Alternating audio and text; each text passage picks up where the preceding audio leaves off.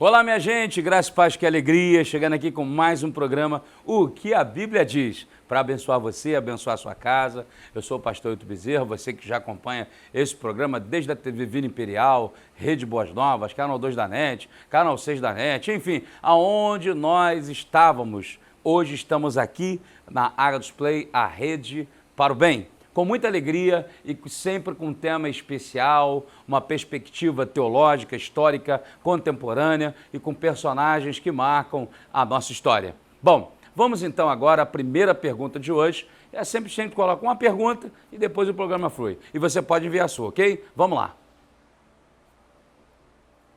Está chegando a virada do ano. Nessa época fazem muitos prognósticos. O que a Bíblia diz sobre isso? Maria de Duque de Caxias. Bom, Maria, a Bíblia vai dizendo, através do profeta Jeremias, aquele que tem sonho, conte apenas como sonho. Agora, aquele em que está a minha palavra, pregue a minha palavra com verdade. Jeremias 28, 23.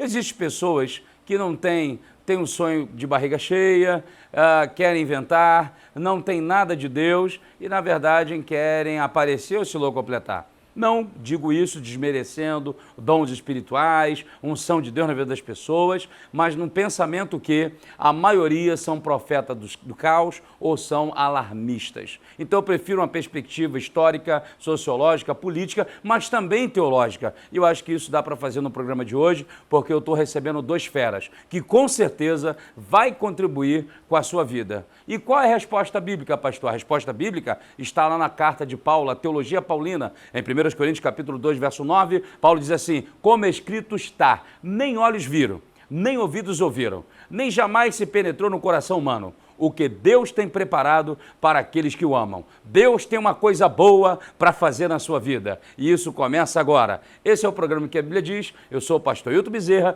Fica aí com a Bíblia King James e eu já volto. Não sai daí não. Olá, gente, eu sou o pastor Hilton Bezerra e esse é o programa O que a Bíblia Diz. E a Bíblia diz muita coisa e trago novidade para você. Olha aqui na tela comigo, olha que bênção. Chega para você a Bíblia King James de 1611, a versão do Rei Tiago, com preço muito especial. E também a LTT, literal do texto tradicional. Uma linguagem clara, objetiva e com exegese perfeita. Adquire e seja um patrocinador do programa O que a Bíblia Diz. Acesse o QR Code aqui da tela.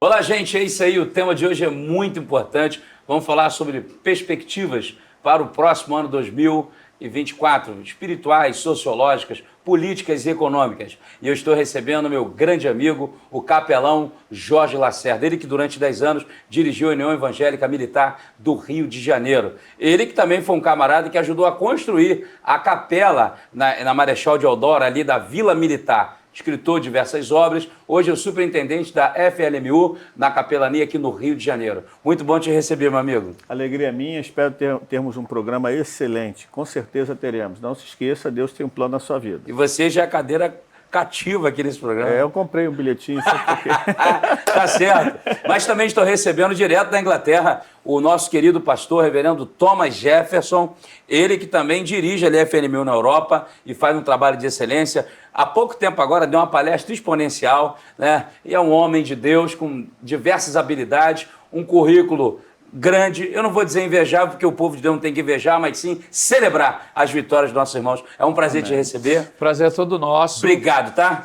Meus cumprimentos em Cristo a todos aqueles que podem nos ouvir e ouvir. E é uma honra muito grande estar aqui, pastor Hilton Bezerra, junto ao Coronel Lacerda, para estarmos aqui contribuindo com aquilo que Isaac Newton disse. A gente sabe uma gota do oceano. Que legal! Vamos lá então ao nosso tema? O nosso tema é falar sobre as perspectivas, né, para 2024. A gente sabe, o reverendo Thomas, que muitas pessoas têm uma tendência a trazer prognósticos, seja em qualquer linha espiritual, espiritualista, ou até mesmo aqueles que são da nossa fé. Mas o senhor é brasileiro? Nasci em São Paulo. São Paulo. Qual é a sua perspectiva nesse momento agora para a questão política brasileira? Você tem acompanhado? Qual a sua visão? Você acha que o que vai acontecer no aspecto de uma análise, né, muito sociopolítica para o nosso país? A pergunta é muito boa e eu me concentro justamente nessa palavra perspectiva. A questão é que a maioria das pessoas querem criar expectativas. E essa expectativa, ela motiva e desmotiva e oscila todo o tempo. A perspectiva, ela chega a ser profética. E essa perspectiva, pelo menos da minha parte, ela condiciona-se não no ideia ou em ideias, mas sim no ideal centralizado, profético da parte de Deus. Concernente ao nosso país, o meu entendimento preciso é que ele está caminhando, no mínimo, sob o domínio de Deus. Entendi. Às vezes aí vem a questão da expectativa de novo. Cria uma boa expectativa e vem um má cumprimento dessa expectativa, porque a pessoa não se centralizou na perspectiva de Deus. Eu sempre digo que Deus, ele tem, inclusive na área política, obviamente, o bom e o ruim para nós. E nós estamos acostumados a receber a coisa boa, a coisa certa. E, na verdade, nunca nos preparamos para o ruim. E quando Deus manda o ruim, Ele não está mandando aquilo que é ruim. Na verdade, Ele não está sendo mais do que justo. É aí que é a perspectiva. Porque quando Ele está sendo justo, às vezes está sendo, para mim, uma coisa ruim. Mas, na verdade, Ele está sendo nada mais, nada menos do que aquilo que Ele é, justo. E poderia citar o caso aí do rei Ciro, dos conflitos, a Babilônia, o povo de Israel sendo arrastado, porque é uma questão muito predominante a perspectiva. Ela vem, às vezes, não com a aparência daquilo que a gente, em expectativa, criou. Então, nem tudo aquilo que Deus vai nos fornecer vai ter a aparência daquilo que eu criei na minha mente, que eu imaginei em expectativa. Mas será, com certeza, uma perspectiva divina. Ok. Eu gosto muito, Coronel Capelão, da declaração de Jeremias, que eu cito na resposta a Maria de Duque de Caxias. Jeremias 28, 23, salvo engano, acho que é isso, você pode conferir na sua casa. Ele diz o seguinte: o profeta que tem sonho, conte apenas como sonho. Agora, aquele em que está a minha palavra, prega a minha palavra com verdade. De outro modo, Jeremias lê uma carta. Jeremias capítulo 29. Alguns exilados a ele em Babilônia, 70 anos.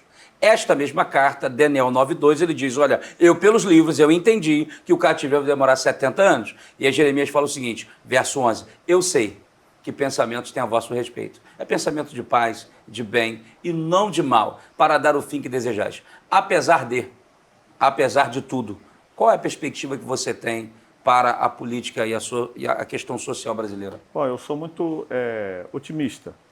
Eu acredito nessa palavra de Jeremias, no final, um futuro e uma esperança em algumas versões. Né? Eu gosto mais dessa, o futuro e uma esperança, porque aquele que não vive esperando em Deus no futuro, ele não vive. Então, a nossa vida está nas mãos de Deus, o nosso futuro político, social. Nós não podemos adivinhar nada, mas Deus ele tem em sua palma da mão o início e o fim, porque ele é eterno.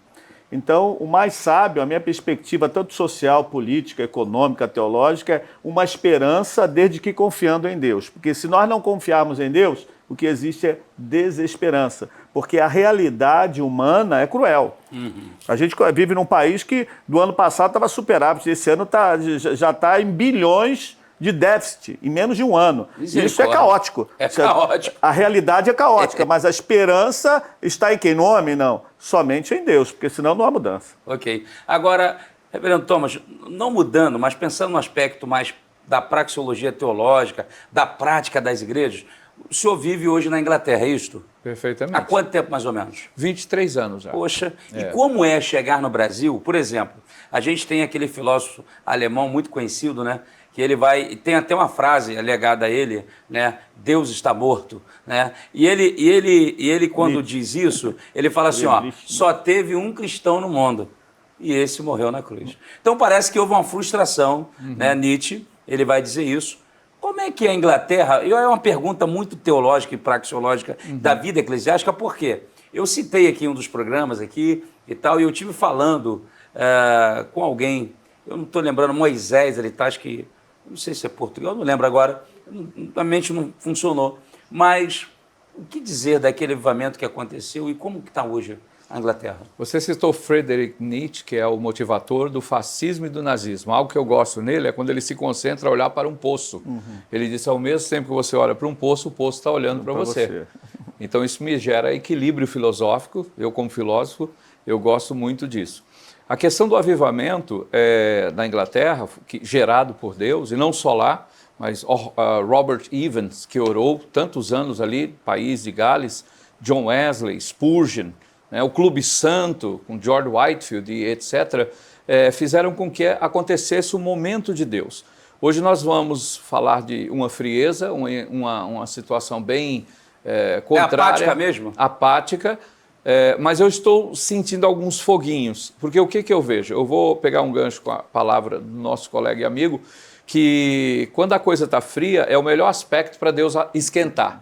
Então eu estou sentindo alguns foguinhos, e os grandes avivamentos vieram em declínios espirituais, e até psíquicos, e especialmente da sociedade. Uma coisa que eu quero deixar bem claro, que avivamento não é movimento, disso já sabemos, mas na prática, né, no praxis do avivamento, não era aquele barulho que a gente está querendo, sei lá, recepcionar. Na visão brasileira. Não, o pessoal era movido pela mensagem que tocava, entrava, a palavra. E a palavra revelada, e eles iam lá, queimavam livros de bruxaria no centro da cidade, os bares fechavam, os prostíbulos fechavam, e eles cantavam hinos a Deus.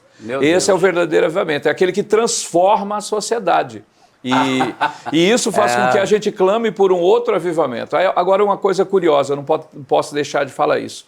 Deus tem movido muitos brasileiros para lá. Muitos. Claro que uns vão ganhar libra esterlina, outros são ganho por ela, porque o dinheiro só pode ser duas coisas na nossa vida, ou servo ou senhor. Mas uma coisa que eu me condiciono à compreensão é que Deus está movendo pessoas de Deus, da parte dele, para fora. Pode perceber que todos os homens e mulheres que ele chamou, ele transformou em imigrante. Ok, vamos para lá em caráter de imigrante, mesmo que consigamos a cidadania do respectivo país, mas em caráter de imigrante. O que o imigrante em Deus faz? Ele vai devolver para aquela nação o que ela tinha e perdeu, ou vai levar o que ela nunca teve. Então, nesse aspecto, eu estou compreendendo que Deus está movendo muitas pessoas, especialmente para a Inglaterra. Agora eu vou lhe fazer uma outra pergunta para ir para o coronel, nosso capelão. O seguinte, mas como é passar em frente aquele local que muitos dizem, né, onde Spurgeon pregava? Tem esse local mesmo? Existe. Diz que era grande, enorme, hoje diz que parece que é uma boate, um prostíbulo, não sei. Não. Como é que é isso? O que é lá hoje? Onde Spurgeon pregava, que reunia de 10 mil a mais pessoas. Meu Deus. É o Metropolitan Tabernacle, ou Tabernáculo Metropolitano, exatamente em frente à estação de Elephant Castle. E o que funciona lá dentro? Cultos, há um pastor lá, eu já estive lá, está lá desde 1972, isto é, o ano que eu nasci. É um pastor e, para incrível que pareça, estive lá, ouvi um pastor, não vou me recordar o nome dele, é um nome árabe, ele é um árabe convertido ao cristianismo, e ele pregou uma mensagem que aqui ele seria preso com absoluta certeza. Meu Deus, olha que coisa. Para minha então, surpresa. Coronel Jorge Lacerda, dentro dessa questão de perspectiva, muita gente começa a trazer prognóstico, até no meio evangélico. E toda vez que viraliza no TikTok, no YouTube, na internet, nas mídias sociais, sempre uma profecia catastrófica. Sempre que vai ter um isso, vai ter aquilo, vai ter um Covid novo, vai ter não sei o quê. Qual é a tua visão sobre essa questão? Eu não sei o que vai ter de novo ou de velho. Eu só sei que sem Deus tudo está perdido. Essa é a minha perspectiva mais realista. É a perspectiva de fé. Independente de que o futuro nos espera, porque eu não sei o futuro, mas Deus sabe, nós devemos confiar em Deus, que é dono do futuro. Se o futuro nos espera dor, sofrimento, ele vai estar conosco. Se o futuro espera alegria e vitória, ele vai estar conosco também. Amém. Então, o mais importante e sábio é crer em Deus, independente do que vier amanhã. Se vier o amanhã bem ou mal, chorando ou alegre, Deus vai estar no barco e com Cristo no barco, tudo vai muito bem. Agora, vamos lá. Uma coisa pertinente dentro dessa fala que você acabou de colocar para nós, você é um pastor otimista? Sim, sempre fui. Acho que quem tem fé é otimista. Eu sou otimista do ponto de vista o quê? Eu confio em Deus. Okay. No que Deus pode fazer, nos milagres e na transformação que Ele pode fazer, não no que eu posso. Agora, porque na verdade eu não posso dar. Agora o reverendo Thomas Jefferson colocou uma coisa muito interessante. É Thomas? Sim. Jefferson. Colocou uma coisa muito interessante, que é a questão do avivamento que não traz mudanças sociais. A gente tem no Brasil diversas comunidades brasileiras onde você não consegue acesso, você não consegue entrar, você não consegue adentrar. Você tem barricadas, você tem dificuldade de acesso. E você tem, por exemplo, até um ministro da Justiça do Brasil que entrou numa comunidade brasileira onde você não entraria. Não como pastor, mas digo como... Não, como pastor eu entro. Não, digo como coronel. Como policial não. Isso aí. Então, como que só para a gente fazer um paralelo rápido, já aproveitar que ele via 23 anos na Inglaterra, como que é na Inglaterra? Já que houve uma experiência espiritual, mas a escalada social chegou a esse caos? De você não ter acesso, de ter o tráfico muito forte? Como é que é? Não, de maneira alguma. É outra cultura, é outro pensamento, é outra estabilidade mental. Pelo contrário. E a questão econômica, como é que é? A questão econômica ela é vasta. Eu digo que o problema da Inglaterra nunca foi e nunca vai ser dinheiro. Isso é o que mais tem. Tanto é que a Libra é um dos maiores dinheiros aí do mundo, né? Em relação ao indexador, o dólar. Mas eu sempre digo o seguinte, a opulência também causa a sua turbulência. Isto é, a pessoa tem, e eu gosto de citar aqui, posso citar alguma coisa filosófica? Sim, claro. Você, na verdade, só é... Somos filósofos também. Pronto, então... Também é filósofo? É uma trilogia filosófica. Estou tentando filosofar. Perguntaram o que era um filósofo. O filósofo é um homem negro dentro de um quarto escuro procurando um gato preto que não está lá, mas ele encontra. Essa explicação não é minha, é de Huberto Holden, que eu recomendo a leitura dos seus livros. Mas veja bem, a gente só possui quando é despossuído do desejo de possuir. Aí nós somos possuidores. Do contrário, nós vamos ser possessos pelo que possuímos. É o caso do jovem rico. O que eu faço para herdar a vida eterna? Guardo os mandamentos. Ah, não, mas isso eu já faço desde criança. Ele esnoba diante de Jesus. Jesus diz, então, você vende tudo o que tem, doa aos pobres e me siga. E a Bíblia diz que ele saiu triste porque era possuidor de muitos bens. Ele não era só possuidor dos muitos bens, ele era possesso por esses bens. Ok. E esse é o problema. E eu tenho falado algo muito rígido e duro, e quero deixar aqui nessa gravação, que muita gente tem tratado a noiva como prostituta. E ele passa de líder a cafetão da fé. E aí ele começa a extrair, fazer um extrativismo da noiva. Ele está transformando a noiva em prostituta. Tem que ter cuidado que o boleto do céu vai chegar. Porque tem muita gente utilizando isso. Isso impede avivamento, isso impede essência, e isso cria barreiras. E na tua leitura, isso é mais forte no Brasil ou na Inglaterra? No Brasil, embora na Inglaterra também tenha um indício disso. Bom, sempre teremos alguém em algum lugar, né, cometendo e fazendo corrupção. Aqui é mais forte, talvez até pelo número do país também. E eu me assusto com isso, porque... o cara vira um cafetão da fé e ele começa a viver o luxo, né? Ele não aceita mais ir no lixo, buscar pessoas que estão lá. Bem, o evangelho para mim não é luxo nem lixo. Jesus disse, é um versículo que as pessoas citam muito errado. Buscai primeiro o reino de Deus e a sua justiça e todas as demais coisas vos serão acrescentadas. Nunca esteve escrito isso. Leia o texto, por favor. Todas estas coisas, são três coisas. Abrigo, roupa e comida. Então o evangelho não é lixo, mas também não é luxo. É aqui que centraliza o equilíbrio. Outra coisa, o que cria barreiras? A falta de compreensão que o reino é coletivo, cara. O reino é coletivo. O próprio Deus olhou para si mesmo e disse, façamos. Aí depois ele cria Adão, continua criando e diz, Adão, participa aí, dá o nome ao que eu criei. Jesus vai, deserto, Mateus 4, 1 a 8, ser tentado no corpo, alma e espírito, é vencido. Aí ele vem, o que ele faz? Um milagre? Não, ele entra numa sinagoga, lê a parte que confirma o seu ministério, ele vai, a primeira coisa, fazer uma equipe. É equivocada essa frase, pastor Ailton Bezerra, a pessoa diz assim, eu não preciso de ninguém. Todo mundo precisa de alguém, ou de todos. O cara é empresário, é bilionário, eu conheço gente que eles são tão pobres que a única coisa que ele tem é dinheiro. Então o que acontece? Você fala, eu não preciso de ninguém. Não, a fábrica, a indústria que você tem, se a pessoa não comprar, se as pessoas não forem lá, eu estou aqui com a roupa aqui que milhares de pessoas participaram para confeccionar o meu sapato, minha calça, minha camisa. A gente nasce dependendo de alguém, a gente vive dependendo de todo mundo, e a gente morre, né? A roupa a gente vai escolher, vai depender do coveiro, vai depender de uma multidão, vai depender do florista, e por aí continua. Então o reino é coletivo, não existe separação, pelo contrário. Então, nessa perspectiva, desculpe interromper rapidinho, Sim. Eu percebo uma outra perspectiva que eu não falei, e seria bom a gente refletir na sua fala, me deu um estalo aqui. Essa perspectiva emocional. Porque a gente sabe que pós-pandemia, eu não sei como é que foi na Inglaterra, mas no Brasil os capelães tiveram que trabalhar demais, os psicólogos, psicanalistas, psiquiatras, pastores e as igrejas. E essa fala dele, coronel, mexe comigo. Porque eu percebo, e é uma percepção analítica mesmo, não é de julgamento, é uma análise. Uma análise. Que existe muitos sociopatas entre nós.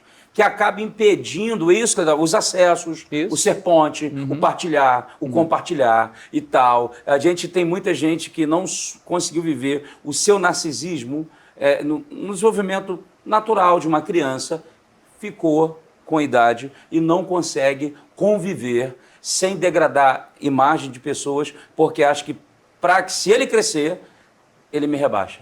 É um equívoco. O que a gente faz para... Qual a perspectiva emocional dos líderes brasileiros? Eu estou falando de pastores. Não é para julgar, é uma análise sua. Você é pastor há mais de 30 anos. Então, qual é a sua leitura? Antes disso, eu vou voltar... E professor também, né? Só voltando um pouquinho, que eu estava rindo aqui, porque quando você falou, existem comunidades que a gente não pode entrar, inclusive evangélicas. Verdade. Por causa desses sociopatas, por causa desses dizendo que eu criando o meu reino, né, que é o meu, não entra a coletividade. Acontece isso na Inglaterra, que aí bota o quê? Entre os brasileiros, sim. Bota segurança, bota isso, tem avião particular, tem isso, mas cadê o povo? Só vai lá para o quê? Para ofertar e ele vai embora e nem abraça o povo. Então aí existem comunidades evangélicas que eu e você não entramos, não. Porque não estão entra. o quê? Estão contaminadas com o secularismo e vou dizer mais, com o pecado. Com o pecado. E isso envolve até a política também, porque tem muito pastor por aí. Dizem, tá, que existem pastores por aí, né, que nessa época política, né, recebe muitos candidatos e que tem um nome dele lá que recebe um salário mensalmente só para, na época política, receber um salário a laranja, uma coisa assim. Eu não acredito, mas dizem que tem. Dizem que tem. Então tem muita gente impedindo também que o povo chegue. Por quê? A questão da prosperidade, da teologia da prosperidade. Aí eu vou e falo, mas diante de toda essa fala, qual é a perspectiva que eu vou ter para esse tal avivamento? Qual é a perspectiva que eu vou ter diante desse caos? Eu vou dar uma resposta. Aí, então, aí é que está. Onde abundou o pecado, superabundou a graça. A graça de Deus. Se o pecado aumenta, se deteriora a humanidade, o que acontece? Aí que está o terreno fértil para a ação de Deus. Assim que eu acredito. Deixa eu explicar aqui, até a sua resposta, pastor Jefferson Thomas. Sim. O seguinte, meu HD pode estar trocando aqui entre a segunda carta ou a terceira carta de João, ele cita um tal de Diótrefes. Me perdoa a expressão, eu chamo idiota. Porque ele queria, de toda forma, tirar aqueles missionários, aqueles pregadores itinerantes, porque ele queria ter a primazia. Até a carta ele desviou. E ele não deixava que os irmãos os acolhessem, simplesmente pelo único fato de pensar que se alguém aparecesse, ele sairia de cena. Como tratar isso? Qual a sua perspectiva para isso? O tal avivamento, como chega diante desse caos espiritual, emocional? Primeiro, o avivamento está dentro do nosso quarto, como Jesus ensinou. Fecha a porta e ora. Opa! Boa resposta. Tá? O ministério de Jesus era peripatético. Peripatético no grego é itinerante. Ele nunca construiu nada. Eu não estou contra construções. Eu quero até que eu defino ministério de Abraão e ministério de Salomão. O ministério de Salomão foi um ministério de construção. Continue, contribuiu, embora derrubar o templo, mas enfim, continua construindo. Mas a gente precisa regressar ao ministério da peregrinação, que é o ministério de Abraão. Perguntaram para mim, pastor Ailton Bezerra e Coronel Lacerda, uma vez falaram assim para mim, se Jesus estivesse literalmente na terra, onde ele estaria pregando? Resposta, em todos os lugares, menos nos púlpitos. Estaria na rua, dando continuidade ao seu ministério peripatético, isto é, o ministério itinerante. Ele estaria no prostíbulo, no ponto de ônibus, nos hospitais. Mas a igreja então não serve para nada? O templo serve para ensinar, para doutrinar, para ministrar. A gente não deveria fazer apelo dentro de templos. Eu faço. Já fiz muito nesse período que eu estou aqui. Deveria fazer na rua. Eu sou pregador de rua. Com 15 dias de crente, que eu não nasci no lar evangélico, já estava pregando na rua. E isso me estimulou a paralelizar meu ministério ao de Cristo. Lembra da época das cruzadas? Não temos mais, né? Verdade. As cruzadas, até os ginásios. Verdade. Parece que a gente fugiu da rua. Agora tem camarada cobrando. O cara cobra que existe isso aqui no Brasil? Não me diga. Cobrando, enchendo pela internet, né? Tem um aí, eu não vou falar o nome aqui porque... Sim. É só olhar a internet.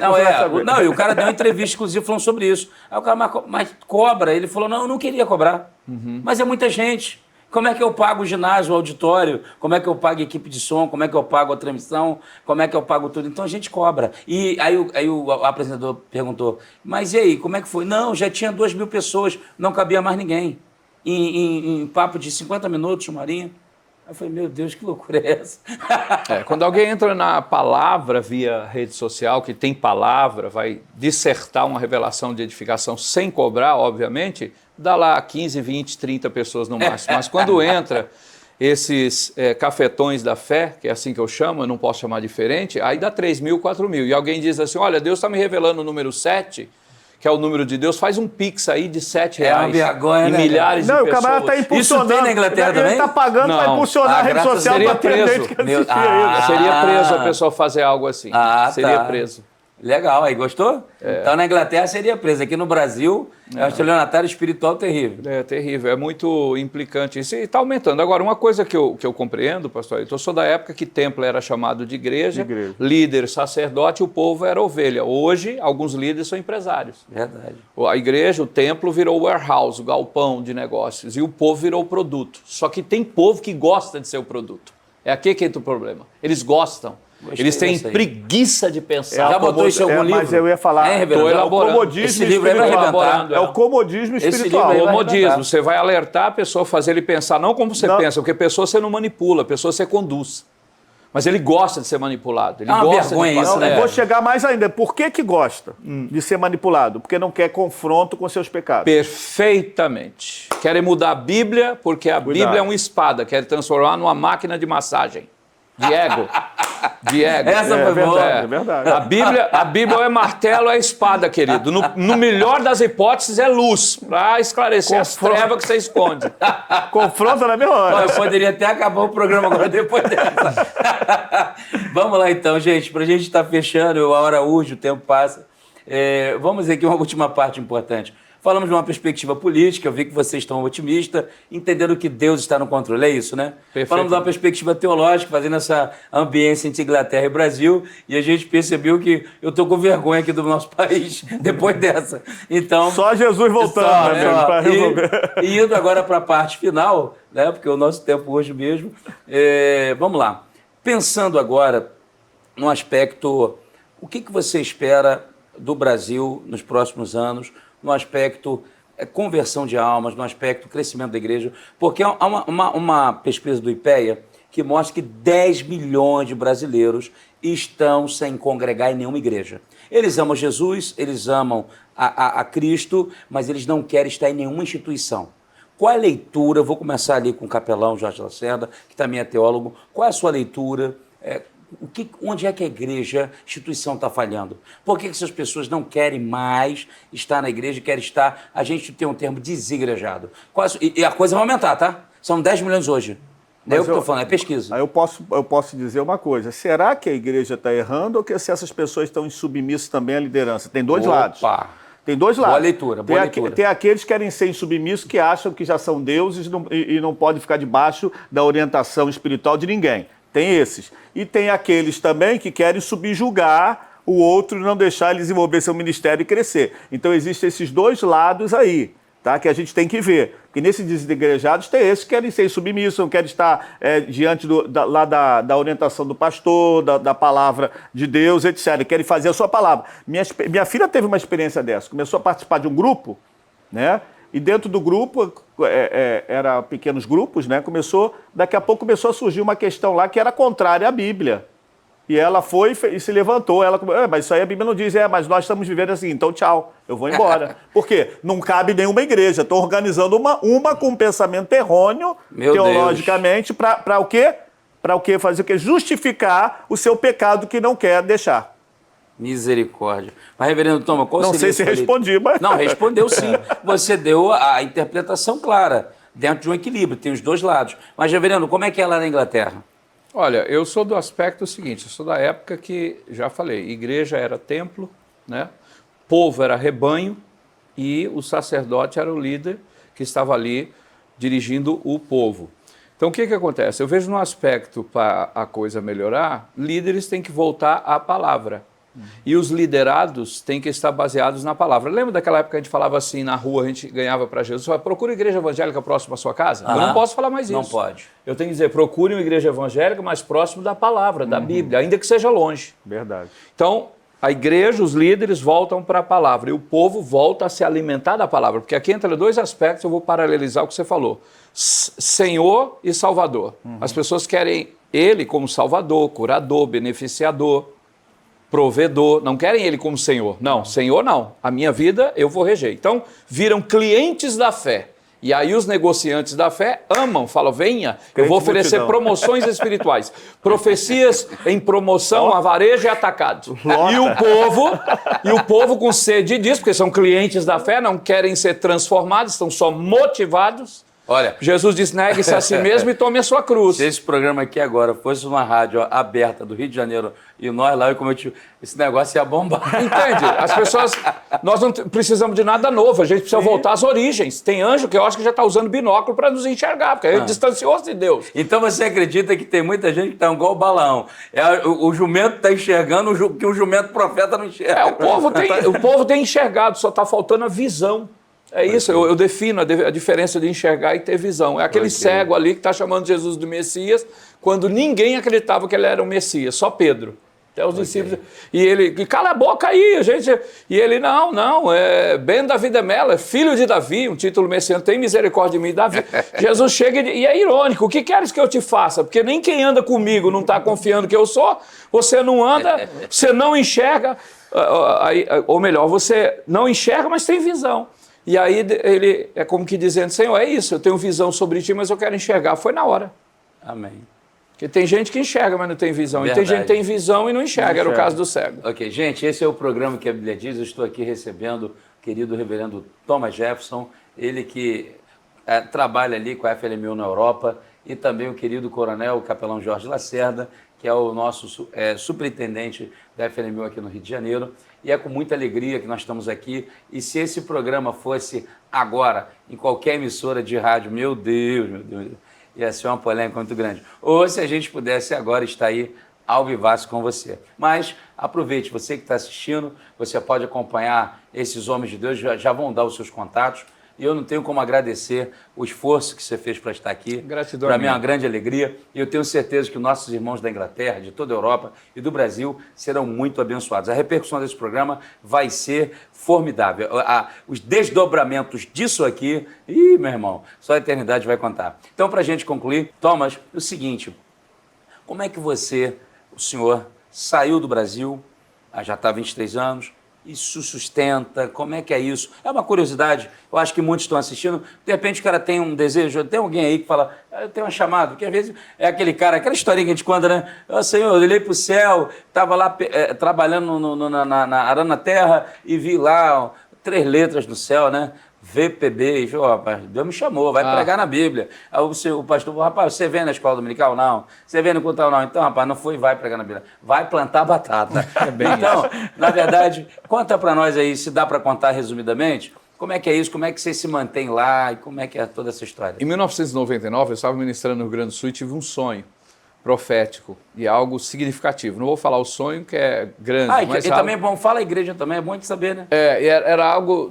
Foi extremo, né? Eu fui assim, conscientemente sabendo que eu estava com o meu corpo deitado e um ser me levou por uma rua que eu não conhecia, que lá depois fiquei sabendo que era a rua de Mont Blanc, que é a rua que dá no Jet d'eau, que é o jato de água em Genebra, Suíça. Isto é, Deus me levaria como fez inicialmente na Suíça, mas mostrou a bandeira azul com a coroa de estrelas douradas, dizendo que a Europa, né, eu ia circular na Europa. E o ser que me levava estava trajando tipicamente a roupa de Sherlock Holmes. Eu identifiquei que o segundo país seria a Inglaterra e não deu outra. Janeiro 2000 a janeiro 2001, Suíça. Em janeiro ainda de 2001, Inglaterra. Esse homem é inteligente, que se fosse um cara com pouca cultura, ele não entendia nada. Eu ia pensar que estava sendo investigado. Exato, foi uma interpretação minha mesmo. E ali ficamos. E há uma triste realidade lá, pastores, que o pastor tem que trabalhar. Como eu disse, eu não sou pastor de igreja, minha área, porque são 5 ministérios, o apóstolo, profeta, evangelista, pastor e mestre.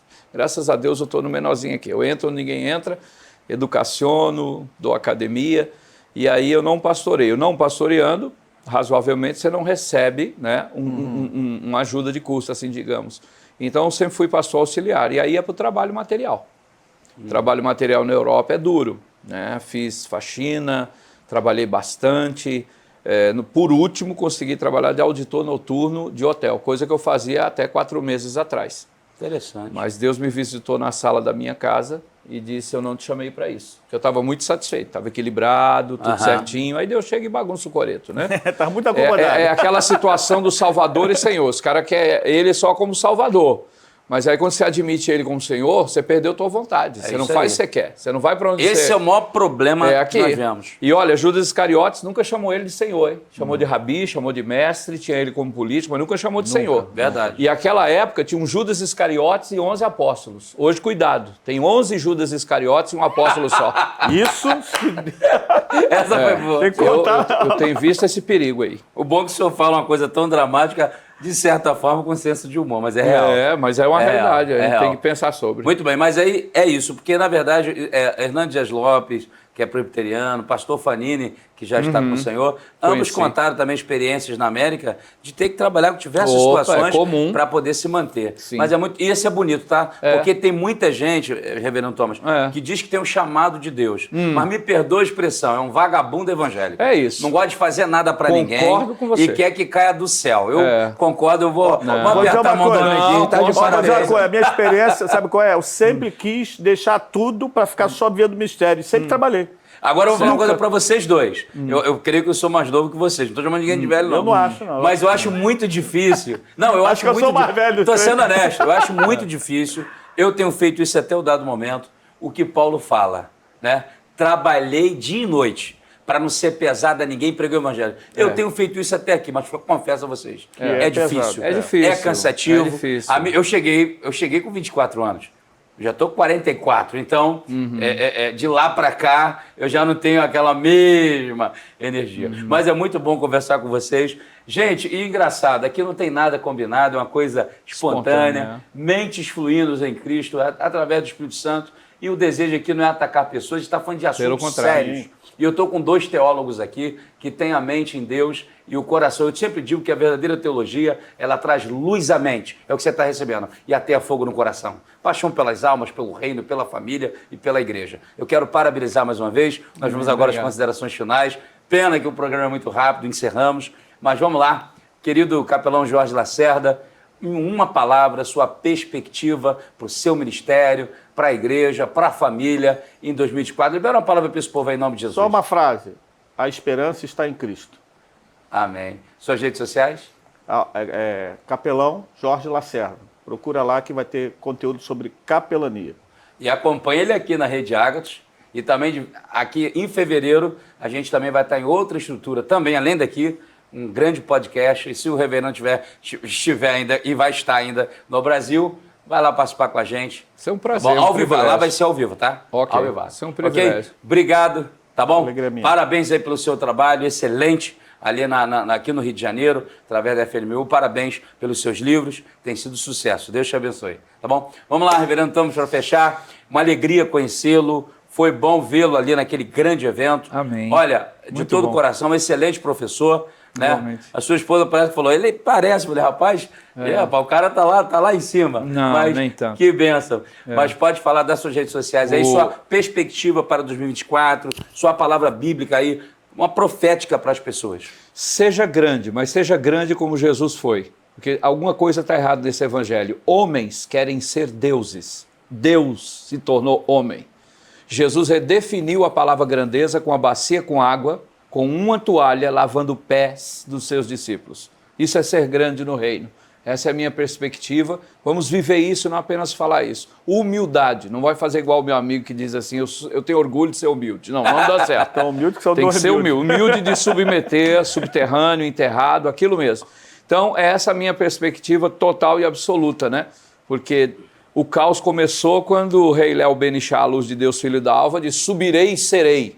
Então, para de disputar, para de querer apagar a luz do outro para a sua brilhar mais. Brilha Amém. a sua, brilha a minha, brilha a nossa, e nós vamos todos para o céu. Vai dar uma glória nessa a Deus, unidade Aleluia. pelo vínculo da paz no Espírito. Então, rede social, @PR Thomas Jefferson, com STHJ2Fs, e Jefferson Avelino, lá no Facebook. Nos busque, sempre estamos falando alguma frase que vai de confronto. Se você gosta de um evangelho leve, não entre lá.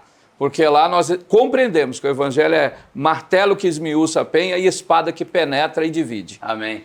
Esse foi o programa de hoje, O que a Bíblia Diz. Eu recebi reverendo Thomas Jefferson, da Inglaterra, o cara que dirige ali o trabalho acadêmico da FLMU na Europa, e também o nosso coronel Jorge Lacerda, que é o superintendente da FLMU no Rio de Janeiro. Foi uma alegria estar com você e eu tenho certeza que você foi muito, mas muito abençoado. O programa de hoje foi uma bênção e você pode acompanhar PR Ailton Bezerra e entre aí agora, baixe o aplicativo Agathos Play, a rede para o bem, ou vá lá no YouTube e procure também esse programa e através de uma emissora de televisão aí na sua cidade ou no seu país. Deus abençoe a todos, muito obrigado. Valeu, gente. Paz.